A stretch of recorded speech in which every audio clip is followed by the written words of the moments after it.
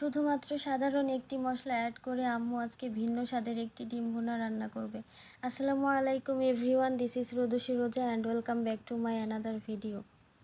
তো প্রথমেই সরিষার তেলে সামান্য একটু লবণ দিয়ে সেদ্ধ করে রাখা ডিমগুলোকে দিয়ে দিয়েছে। এর মধ্যে সামান্য একটু হলুদ দিয়ে ভালো করে নেড়েচেড়ে লাল লাল করে ভেজে তুলে নিয়েছে।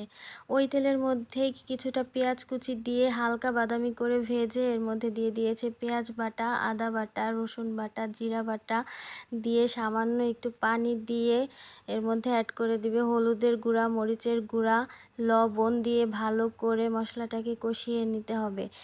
আবারও একটু পানি দিয়ে ভালো করে মশলাটাকে কষিয়ে নিচ্ছে যতক্ষণ না পর্যন্ত তেল উঠে আসে। এই পর্যায়ে ঝোলের পানি দিয়ে অপেক্ষা করতে হবে বলক আসা পর্যন্ত।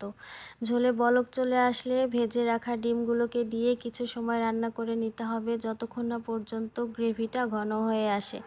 ঠিক এই পর্যায়ে এক প্যাকেট স্বাদে ম্যাজিক মশলা অ্যাড করলেই রেডি হয়ে যাবে আমাদের ভিন্ন স্বাদের ডিম ভুনা। আজকের ভিডিও